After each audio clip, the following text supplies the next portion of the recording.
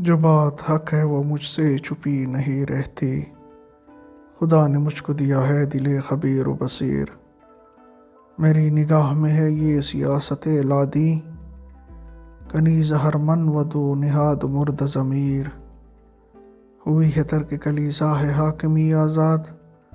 فرنگیوں کی سیاست ہے دیو بے زنجیر۔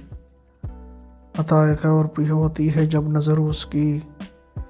تو ہیں ہرا والے لشکر کلیسا کے سفیر۔ اس نظم میں ڈاکٹر علامہ محمد اقبال نے یہ بتایا ہے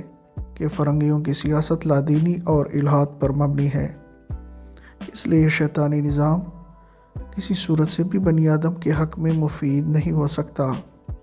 اور یہ فساد اس لیے رونما ہوا ہے کہ فرنگیوں نے یہ شیطانی اصول اختیار کر لیا ہے کہ مذہب کو سیاست سے کوئی واسطہ نہیں۔ علامہ صاحب فرماتے ہیں کہ قرآن اور حدیث کے مطالعے نے میری اندر ایسی بصیرت پیدا کر دی ہے کہ میں حق و باطل میں تمیز کر سکتا ہوں۔ چنانچہ جب میں نے فرنگیوں کی سیاست کا مطالعہ کیا تو مجھ پر یہ حقیقت واضح ہو گئی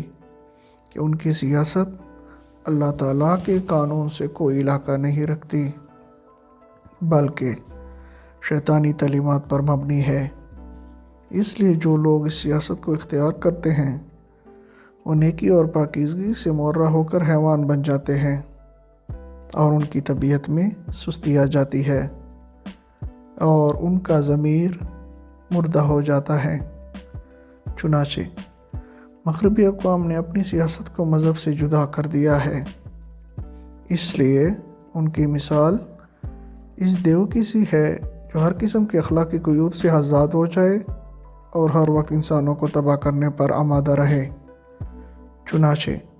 جب یہ مغربی اقوام کسی ایشیائی ملک پر زبردستی قبضہ کرنا چاہتی ہیں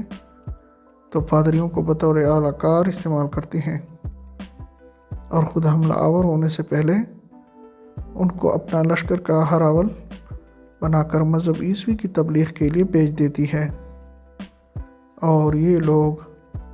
لادینی سیاست کی تبلیغ کر کے